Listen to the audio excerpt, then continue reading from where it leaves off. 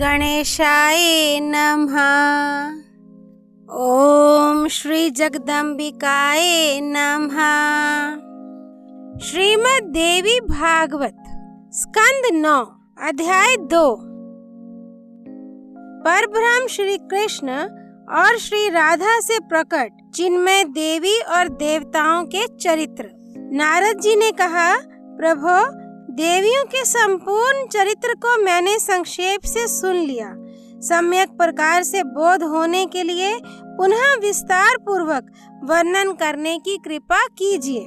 सृष्टि के अवसर पर भगवती आद्या देवी कैसे प्रकट हुई? वेद वेताओं में श्रेष्ठ भगवान देवी के पंचविध होने में क्या कारण है? ये रहस्य बताने की कृपा करें। संसार में प्राणी जिनके अंश एवं कला से उत्पन्न हैं, उन्हें त्रिगुणमयी बताया है। अब मैं उनका चरित्र विस्तार के साथ सुनना चाहता हूँ। सर्वत्र प्रभो, उन देवियों के प्राकट्य का प्रसंग, पूजा एवं ध्यान की विधि, स्तोत्र, कवच, ऐश्वर्य तथा मंगलमय शौर्य भी सुनने के लिए मैं उत्सुक हूँ। भगवान नारायण कहते हैं, नारद, आत्मा, आकाश, काल, दिशा, विश्व गोलक तथा गोलोक धाम ये सभी नित्य हैं, कभी इनका अंत नहीं होता। गोलोक धाम में एक और वैकुंठ धाम है, नम्र पुरुष वहां जा सकते हैं। ऐसे ही प्रकृति को भी नित्य माना जाता है। यह परब्रह्म की सनातनी लीला है। जिस प्रकार अग्नि में दाहिका शक्ति, चंद्रमा एवं कमल में कमनीयता तथा सूर्य में प्रभा सदा वर्तमान रहती है, वैसे ही यह प्रकृति परमात्मा में नित्य विराजमान है। कभी यह उनसे अलग नहीं रह सकती। जैसे स्वर्णकार सुवर्ण के अभाव में कुंडल नहीं तैयार कर सकता तथा कुम्हार मिट्टी के बिना घड़ा बनाने में असमर्थ है, ठीक उसी प्रकार परमात्मा को यदि प्रकृति का सहयोग ना मिले तो वे सृष्टि नहीं कर सकते। जिसके सहारे श्री हरि सदा शक्तिमान बने रहते हैं, वह प्रकृति देवी ही शक्ति स्वरूपा है। इस प्रकृति में वाक् चातुरी, शक्ति और पराक्रम विद्यमान है। परमात्मा में भी ये इन गुणों का सन्निवेश करा देती हैं। अतएव इसे शक्ति देवी कहते हैं। ज्ञान, समृद्धि, संपत्ति, यश, बल और ऐश्वर्य से परिपूर्ण होने के कारण इसका नाम भगवती शक्ति हुआ है। यह ऐश्वर्यमयी देवी कभी तिरोहित नहीं होती। परमात्मा सदा इस भगवती प्रकृति के साथ विराजमान रहते हैं। अतएव इन्हें भी भगवान की उपाधि सुलभ है। ये सर्वतंत्र, स्वतंत्र, प्रभु साकार और निराकार भी हैं। इनका निराकार रूप परम तेजोमय है। योगी पुरुष सदा उसका ध्यान करते हैं। साथ ही कहते हैं कि परब्रह्म और ईश्वर एक हैं। इनका विग्रह परम आनंदमय है। इनको कोई नहीं देख पाता और ये सबको देखते हैं। ये सर्वज्ञ, सर्व कारण, सर्वदा और सर्वरूप हैं। वैष्णव जन इनको प्रणाम करते हैं। इनका कथन है, इन परम तेजस्वी ब्रह्म के सिवा अन्य किसका तेज है। ये ब्रह्म परम तेजोमय मंडल के मध्य भाग में विराजते हैं। ये स्वेच्छामय, सर्वरूप और संपूर्ण कारणों के भी कारण है। जब इन्हें साकार रूप से प्रकट होने की इच्छा हुई, तब इन्होंने अत्यंत सुंदर एवं मन को मुग्ध कर देने वाला दिव्य रूप प्रकट कर दिया। इनकी किशोर अवस्था है। ये शांत स्वभाव हैं। इनके सभी अंग परम सुंदर हैं। इनसे बढ़कर जगत में दूसरा कोई नहीं है। इनका श्याम विग्रह नवीन मेघ की कांति का परम धाम है। इनके विशाल नेत्र शरद काल के मध्या में खिले हुए कमलों की शोभा को छीन रहे हैं। मोतियों की शोभा को तुच्छ करने वाली इनकी सुंदर दंत पंक्ति है। मुकुट में मोर की पांख सुशोभित है। मालती की माला से ये अनुपम शोभा पा रहे हैं। इनकी सुंदर नासिका है। मुख पर मुस्कान छाई है। ये परम मनोहर प्रभु भक्तों पर अनुग्रह करने के लिए पधारे हैं। प्रज्वलित अग्नि के समान विशुद्ध पीतांबर से इनका विग्रह परम मनोहर हो गया है। रत्नमय भूषणों से भूषित इनकी 2 भुजाएं हैं। इनके हाथ में बांसुरी सुशोभित है। ये सबके आश्रय, सबके स्वामी, संपूर्ण शक्तियों से युक्त एवं सर्वव्यापी पूर्ण पुरुष हैं। समस्त ऐश्वर्य प्रदान करना इनका स्वभाव ही है। ये परम स्वतंत्र एवं संपूर्ण मंगल के भंडार हैं।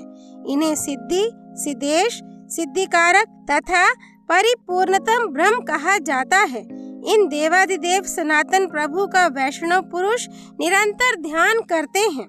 इनकी कृपा से जन्म, मृत्यु, जरा, व्याधि, शोक और भय सब प्रभाव रहित हो जाते हैं। ब्रह्मा की आयु इनके एक निमेष की तुलना में है। वे ही ये आत्मा परब्रह्म श्री कृष्ण कहलाते हैं। कृषि तद्भक्ति परक है और न का अर्थ है तद्दासे। अतः भक्ति और दासे भाव देने की जिनमें योग्यता है वे कृष्ण कहलाते हैं। कृषि सर्वार्थवाचक है, ना से बीज अर्थ की उपलब्धि होती है। अतः इनको आदि सृष्टा मानते हैं। ये अकेले ही सृष्टि करने के विचार में थे। इन्हीं के अंश काल ने इनको इस कार्य में उन्मुख कर रखा था। तब इन स्वेच्छामय परम प्रभु ने अपनी रुचि के अनुसार विग्रह को 2 भागों में विभक्त कर दिया। इनके वामांश भाग को स्त्री कहा गया और दक्षिणांश भाग को पुरुष। सनातन पुरुष उस दिव्य स्वरूपिणी स्त्री को देखने लगा। उसके समस्त अंग बड़े ही सुंदर थे। विकसित कमल के समान उसकी कांति थी। दोनों श्रेष्ठ नितंब चंद्रमा के बिंब को तिरस्कृत कर रहे थे। परम मनोहर श्रोणी के समक्ष कदली का स्तंभ नगण्य था। श्रीफल के आकार की तुलना करने वाले मनोहर 2 उरोस थे। सुंदर उदर प्रांत पुष्पों के हार से सुशोभित था।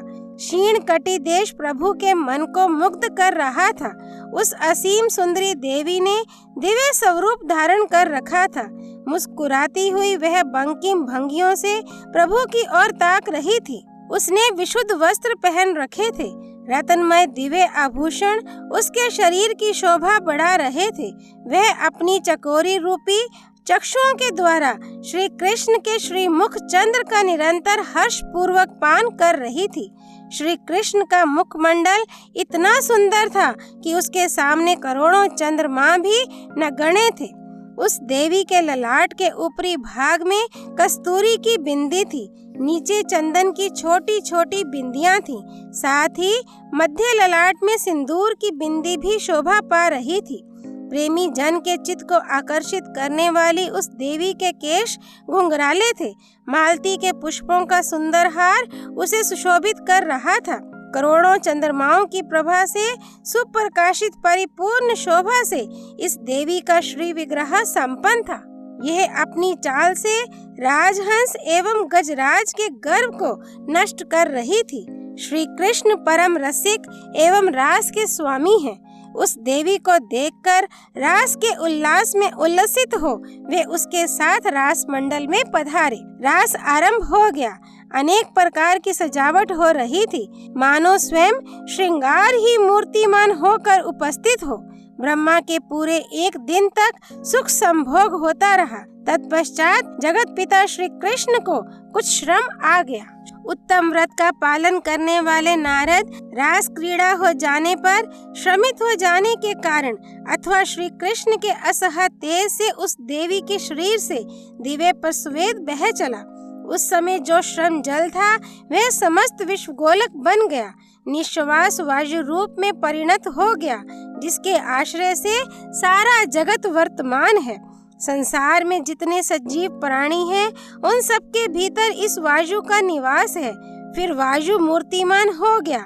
उसके वामांग से प्राणों के समान प्यारी स्त्री प्रकट हो गई। उससे 5 पुत्र हुए, जो प्राणियों के शरीर में रहकर 5 प्राण कहलाते हैं। उनके नाम हैं प्राण, अपान, समान, उदान और व्यान।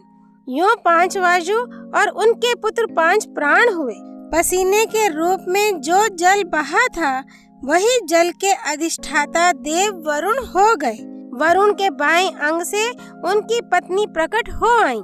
उस समय श्री कृष्ण की वह चिन्मय शक्ति उनकी कृपा से गर्भ स्थिति का अनुभव करने लगी।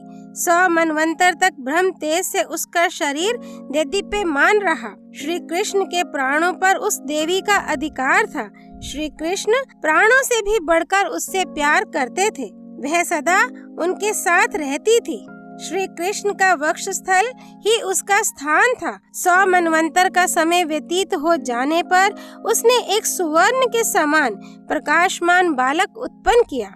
उसमें विश्व को धारण करने की समुचित योग्यता थी, किंतु उसे देखकर उस देवी का हृदय दुख से संतप्त हो उठा।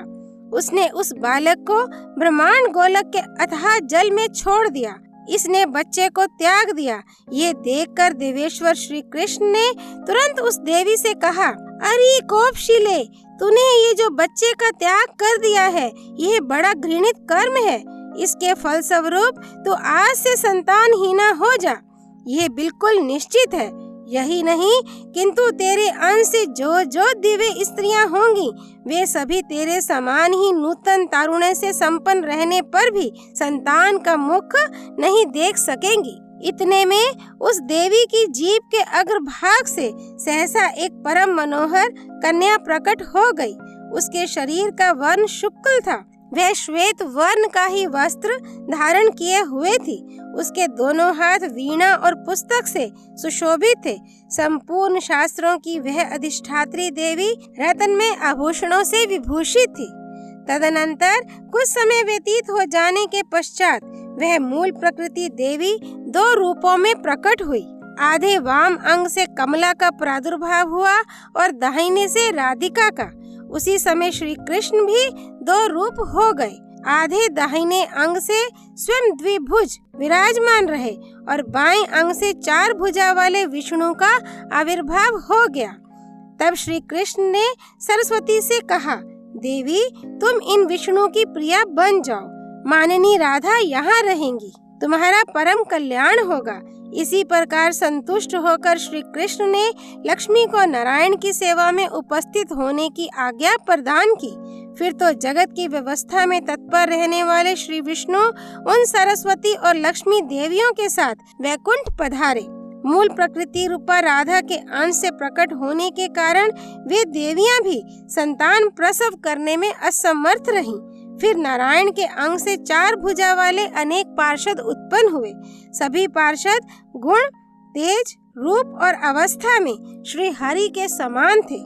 लक्ष्मी के अंग से उन्हीं जैसे लक्षणों से संपन्न करोड़ों दासियां उत्पन्न हो गईं। मुनिवर नारद इसके बाद गोलोकेश्वर भगवान श्री कृष्ण के रोमकूपों से असंख्य गोप प्रकट हो गए। अवस्था, तेज, रूप, गुण, बल और पराक्रम में वे सभी श्री कृष्ण के समान ही प्रतीत होते थे। प्राण के समान प्रेम भाजन उन गोपों को परम प्रभु श्री कृष्ण ने अपना पार्षद बना लिया। ऐसे ही श्री राधा के रोमकूपों से बहुत सी गोप कन्याएं निकल आईं। वे सभी राधा के समान ही जान पड़ती थीं। उन मधुर भाषणी कन्याओं को राधा ने अपनी दासी बना लिया। वे रत्नमय भूषणों से विभूषित थीं। उनका नया तारुण्य सदा बना रहता था। परम पुरुष के शाप से अनपत्ते दोष तो उनका चिर साथी बन ही गया था। विप्र, इतने में श्री कृष्ण की उपासना करने वाली देवी दुर्गा का सहसा आविर्भाव हुआ। ये दुर्गा सनातनी एवं भगवान विष्णु की माया है। इन्हें नारायणी, ईशानी और सर्वशक्ति स्वरूपिणी कहा जाता है। ये परमात्मा श्री कृष्ण की बुद्धि की अधिष्ठात्री देवी हैं। संपूर्ण देवियां इन्हीं से प्रकट होती हैं। अतएव इन ईश्वरी को मूल प्रकृति कहते हैं। इनमें कोई भी अंश अधूरा नहीं है। इन तेज स्वरूपिणी देवी में तीनों गुण विद्यमान हैं। तपाए हुए स्वर्ण के समान इनका वर्ण है।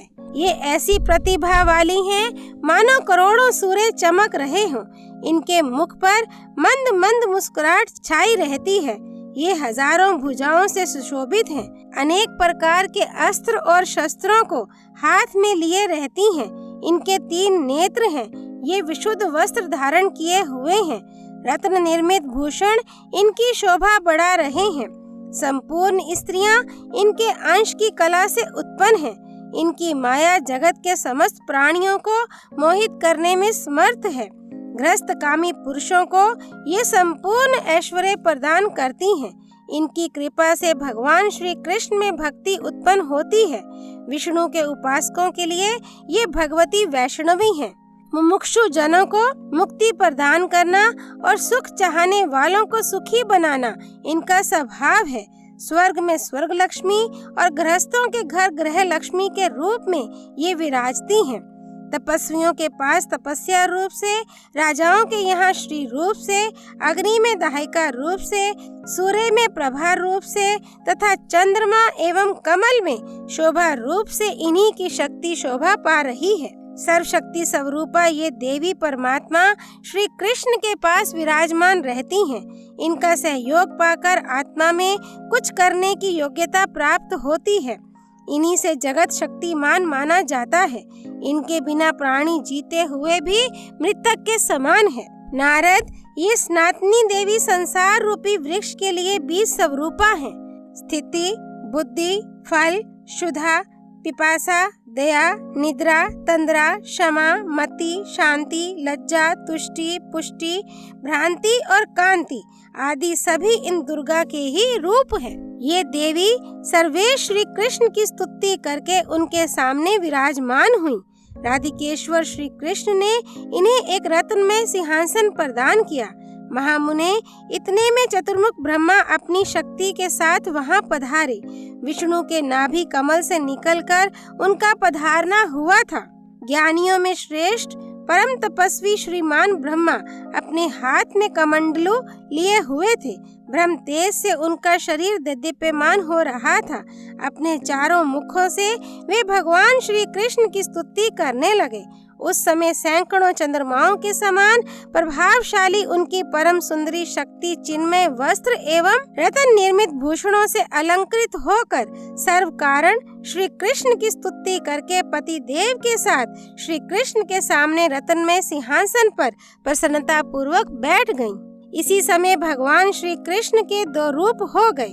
उनका आधा बायां अंग महादेव के रूप में परिणत हो गया।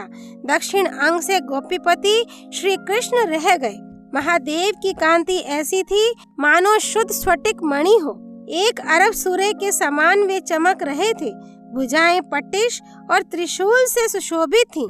वे वाघंबर पहने हुए थे। तपाए हुए सुवर्ण के सदृश उनके वर्ण की आभा थी। सिर पर जटाओं का भार छवि बढ़ा रहा था। वे शरीर में भस्म लगाए हुए थे। मस्तक पर चंद्रमा की शोभा हो रही थी। मुखमंडल मुस्कान से भरा था। नीले कंठ से शोभा पाने वाले वे शंकर दिगंबर वेश में थे। सर्पों ने भूषण बनकर उन्हें भूषित कर रखा था। उनके दाहिने हाथ में रत्नों की बनी हुई सुसंस्कृत माला सुशोभित थी। वे अपने 5 मुखों से ब्रह्म ज्योति स्वरूप सनातन श्री कृष्ण के नाम का जप कर रहे थे। श्री कृष्ण सत्य स्वरूप परमात्मा एवं ईश्वर हैं। ये कारणों के कारण संपूर्ण मंगलों के मंगल, जन्म, मृत्यु, जरा, व्याधि, शोक और भय को हरने वाले और मृत्यु के भी मृत्यु हैं। अतएव इन्हें मृत्युंजय भी कहा जाता है। महाभाग शंकर इनकी स्तुति करके सामने रखे हुए रत्नमय सुरमय सिंहासन पर विराज गए। अध्याय 2 संपूर्ण। परब्रह्म श्री कृष्ण और श्री राधा जी की जय। मृत्युंजय भगवान शिव शंकर की जय। माँ भगवती लक्ष्मी की जय। माँ सरस्वती की जय। श्री भगवती देवी अर्पणमस्तु।